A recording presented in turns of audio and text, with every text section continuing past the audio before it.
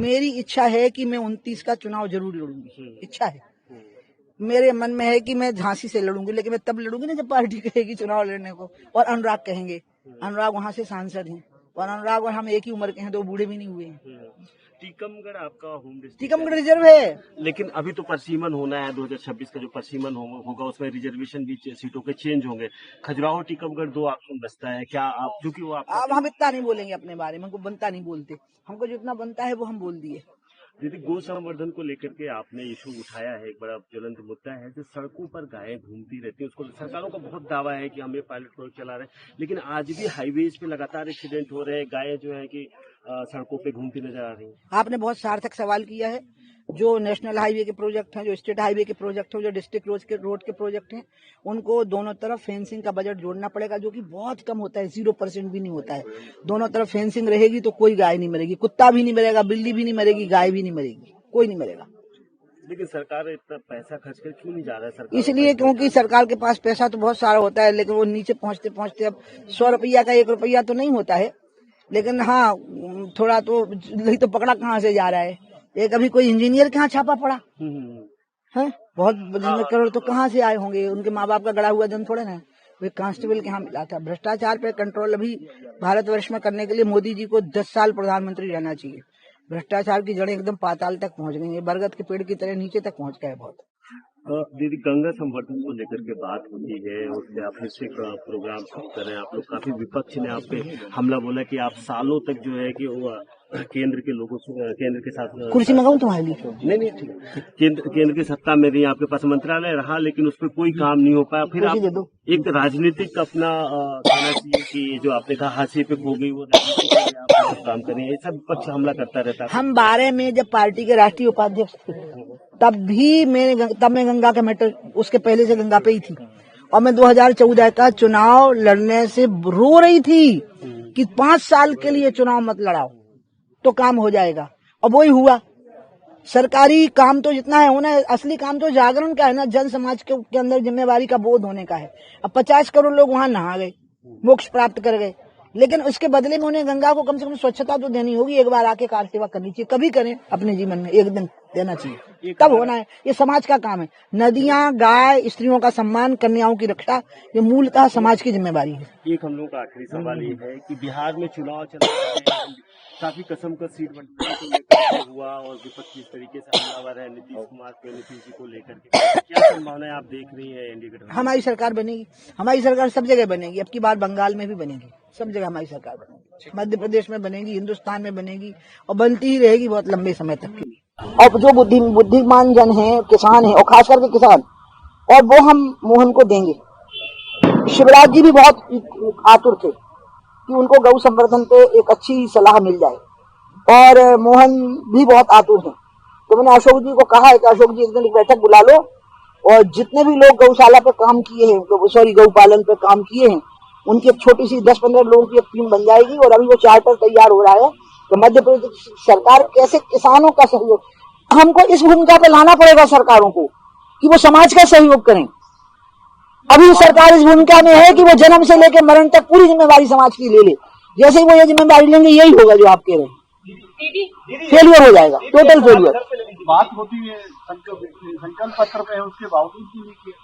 और तो हम जब तक तुम कहोगे नहीं कि दीदी यहाँ से उठो, हम नहीं उठेंगे, तुम चिंता मत करो। मध्य प्रदेश सरकार के मुख्यमंत्री मोहन यादव जी ने कहा कि भगवान कृष्ण को गलती से गोपाल कहा जाता है, गोपाल से उनका कोई वास्ता नहीं है, गोपाल गाय चराने वाले को कहा जाता है। इसको आप किस तरह से देखते हैं? अच्छा, तो इनका उत्तर इसके बाद यही पूछेगी, फिर तुम लोग नहीं पूछो। हाँ, तुम्हारा होगा फिर उसके बाद। क्या कहा? गोपाल, ओके। गोपाल सहस्रनाम हजारों साल पहले लिखा गया, उसका नाम गोपाल सहस्रनाम है। अब मदन गोपाल शरण तेरी आयो, ये भजन बहुत पुराना है सूरदास का, तो इसलिए कृष्ण का जो नाम गोपाल है वो सबकी जबान पर है। मैं फिर सभी नेताओं को हमेशा कहती हूँ तो तुम ना धर्मशास्त्रों के मर्मज्ञ मत बना करो, कोई नहीं बने, मैं भी ना बनूं। आपको पता, मैं कोई कमेंट नहीं करती। उसे प्रेमानंद जी महाराज, फिर वो कौन से शास्त्री कथावाचक जी, बहुत अच्छे, नहीं देवेंद्र, नहीं देवकी नंदन, नहीं वो दूसरे, अरे वो दाचार्य नाम है उनका, हाँ बोल वाले, हाँ वो बोलते बहुत अच्छा है, गाते बहुत अच्छा है, उनकी आवाज बहुत अच्छी है। उनने जो बोला मैंने कमेंट नहीं किया। जब मेरे जो भी प्रोग्राम हुए मैंने कहा संतों की बातें हैं, संत बताएंगे, लेकिन नेताओं को मैंने कहा परहेज करना है, ना उनकी व्याख्या करनी है, आस्था का सवाल है। गोपाल नाम बहुत पुराना है, हमारा मोहन बहुत असल में वो भी तो गोपाल ही है एक प्रकार का, तो इसलिए वो सहज भाव से बोलने वाला व्यक्ति है, बहुत सहज व्यक्ति है।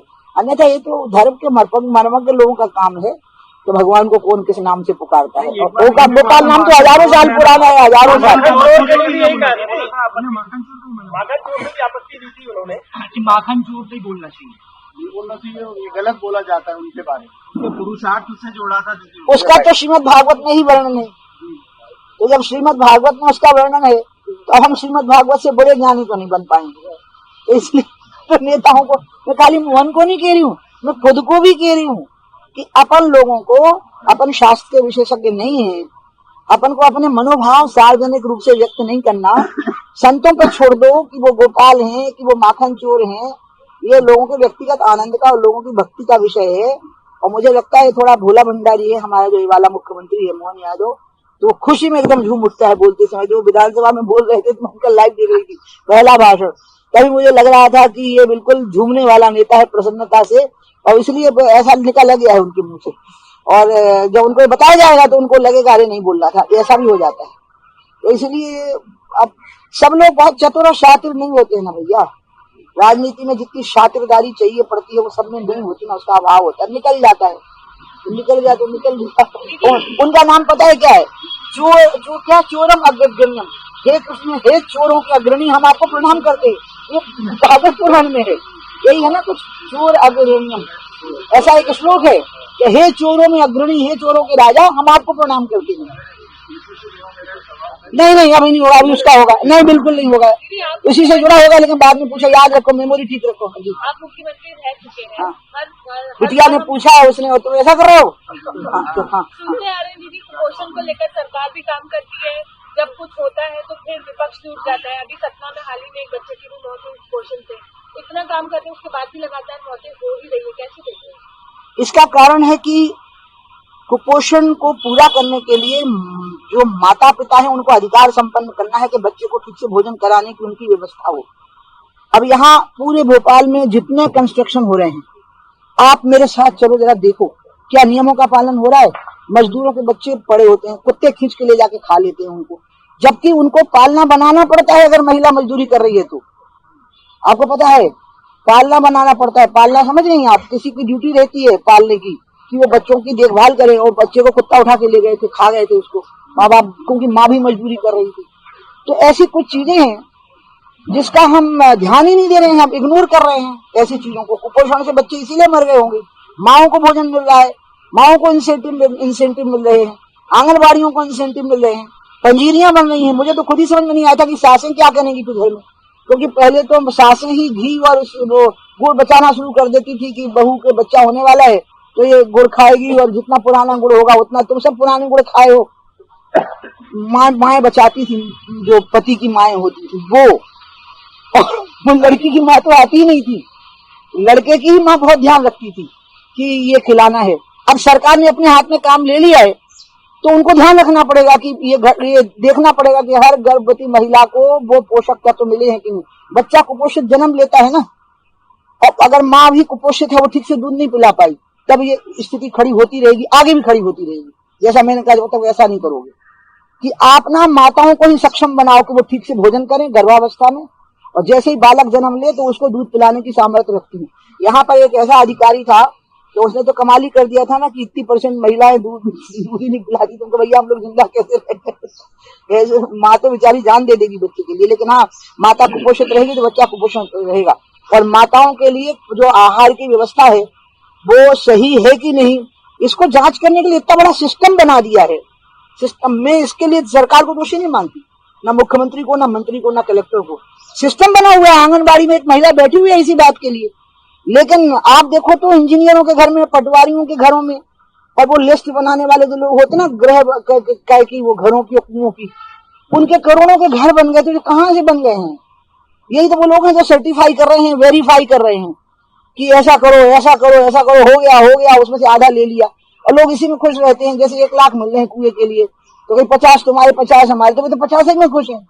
मकान के लिए मिलना है 2 लाख, कोई 1 तुम आओ 1 हम आओ, तो कहीं ठीक है, हम तो एक ही बहुत है हमारे लाने, सॉरी बुंदेलखंडी बोलने लगी मैं, तभी तो झांसी का कह रही हूँ। तो इसीलिए वो जो लोग हैं वो इसी में खुश हो जाते हैं। तो चलो, अरे मुद्रा योजना का मैं आपको बताऊं, मेरे पास एक लड़का काम करता था, मैं उस लड़के का नाम नहीं लूंगी क्योंकि फिर बाद में वो चीज मैंने दुरुस्त करवाई पूरे मध्य प्रदेश में। वो मुद्रा योजना जो आई ना, तो कई लोगों ने मुद्रा योजना से पैसे ले लिए और इकट्ठे एक आदमी को दे दिए, उसने कुछ किया ही नहीं और वापस नहीं कर पाए। अब उनके पीछे FIR सब हुआ जा रहा है, तब पूरी बात खुली बनी जांच जुटवाई।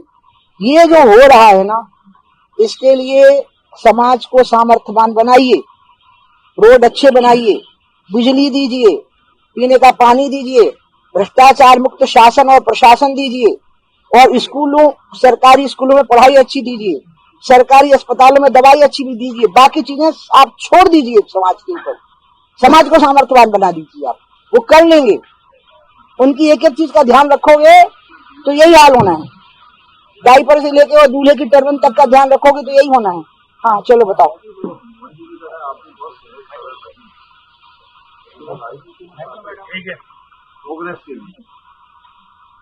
अरे आप पूछ रहे हैं बेचारे को। हाँ राजनीति में प्रोग्रेस के लिए नहीं, मैं तो अपनी सहजता और सरलता के साथ भी बहुत सशक्त, मैं बहुत सामर्थ्यवान हूँ। मुझे कभी नहीं लगता है कि मैं सहज और सरल हूँ। मैं तो महाजिद्दी हूँ, महाअड़ियल हूँ। हाँ, बातचीत करने में सहज और सरल हूँ। शातिर होना नहीं पड़ता है पद और पोजीशन के लिए। आप लोगों की दया है लोगों की कि मुझे पद और पोजीशन मिलते रहते हैं और मैं ही कह देती हूँ कि अब नहीं लड़ना तो अब नहीं बनना, ऐसा होता रहता है। अब मैं छोड़ती हूँ, मुझे ना कोई पदों की कमी रही। मेरी पार्टी ऐसी है कि मेरी सहजता और सरलता को मेरा गुण मानती, अब गुण नहीं मानती। लेकिन कुछ लोगों का ये गुण नहीं होता, वो उनको साजिश और कॉन्स्पिरेसी और चालाकी, जिसको क्या कहते हैं, साजिश और चापलूसी, वो इसको मानते हैं कि हम इससे चल जाएंगे, लेकिन वो कुछ दे नहीं पाते, वो नॉन प्रोडक्टिव हो जाते हैं। नॉन प्रोडक्टिव मतलब पद मिल जाएगा बेकार, कुछ दे ही नहीं पाएंगे। पोजीशन मिल जाएगी, कुछ दे ही नहीं पाएंगे, क्योंकि वो उसी के सामने है करते रहेंगे जिसने उनको बनाया होगा। लेकिन जो जनता के आशीर्वाद से और अपनी सरलता से खड़ा हुआ होगा, फिर उसकी प्रोडक्टिविटी बहुत ज्यादा होती। मुझे तो जहां मौका मिला मैंने वहां काम कर दिया, मुझे उसके लिए कोई प्रोटोकॉल की जरूरत नहीं पड़ी। तो आपका कहना बिल्कुल सही है, वो सहजता और सरलता का रिफ्लेक्शन में वो अन्य भी देखती है कि मुझ में था। हाँ, आना नहीं, अब इसका होगा, ऐसे नहीं करते। भैया दूध आ रही है, कन्या रत्न है वो। हाँ, जैसे भोपाल में सब गाय पालते हैं और लेते भी सब चीज लगेगा। अब जब तक गाय दूध देती है उसका दूध बेच के कमाते रहते, खाते रहते, खुद देखते हैं, बच्चों को भी देते रहते। लेकिन जब वो दूध देना बंद कर देती तो उसका गोमांस की तरह करने लगती है, कसाई खाने देते थे, तो इसके भी आपत्ति होना चाहिए, रोक लगना चाहिए। जो रोशनी से प्रॉब्लम होती है, देखो आंसू आने लगे, आंख पर रोशनी डाल दी मुझे। मैं पहले भी याद है प्रेस कॉन्फ्रेंस में मना करती हूँ, तो थोड़ा नीचे कर लो ना। हाँ भोपाल में कई लोग गाय पाले, समझ गए, बहुत हम समझ गए। तुम अंत बता दो का। अंत ये है कि अब जब तुमने अच्छे समय में गाय को रखा, दूध बेचा, खाया, अब जब वो देने स्थिति में नहीं है तो उसको उस समय भी आप बेचो मत ना, कसाई खाने बेच रहे, गोमांस की तरह। ये समाज की जागरूकता का विषय है ना, इसमें सरकार इसमें कोई आदेश जारी नहीं कर सकती। सरकार तो किसान को गौ पालन के लिए प्रोत्साहित करे और प्रोत्साहन के लिए जो मेजर्स हैं वो सरकार उठावे, वो ये करेगी। शहरों में रहने वाले लोगों को अगर गाय पालनी है तो उनको शहर के बाहर जमीनें दी जा सकती हैं। तो लेकिन कुत्ता पालना और गाय पालना एक साथ करना पड़ेगा। कुत्ते शहर में अलाउ हैं और गाय बाहर कर दी जाए, ये नहीं हो पाएगा। मैंने यहाँ नगर निगम के कमिश्नर को कहा भी था, या तुम कुत्तों को तो खुला घूमने देते हो और गाय किसी ने एक भी रखी तो प्रॉब्लम हो जाती है।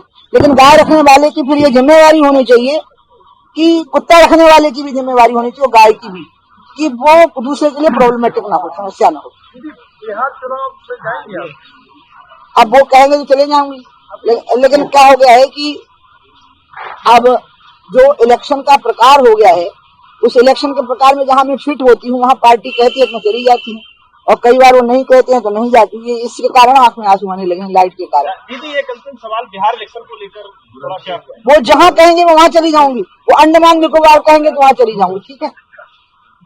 हाँ बिहार है?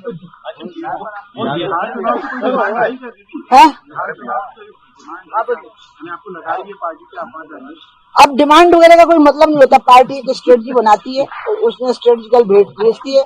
आप स्ट्रेटजी में फिट हैं तो ठीक, और नहीं फिट है तो ठीक। चुनाव तो जीतना ही है, चुनाव जीतना ही है। लोग मोदी के साथ हैं, और इसका कारण है ये सब नेता मजाक बन गए हैं लोगों की नजर में। राहुल गांधी, ममता बनर्जी। नीतीश कुमार को लेकर के बड़ा स्वास्थ्य को लेकर के मैं नीतीश कुमार के बारे में मैंने नहीं, मुझे नीतीश कुमार को हम बहुत करीब से जानते, लेकिन मुझे नीतीश को कुछ नहीं कहना। मेरी बोलती बंद हो जाती है उनका नाम आते ही, तो मुझे उनको कुछ नहीं कहना, तो कहने ही नहीं है। ओके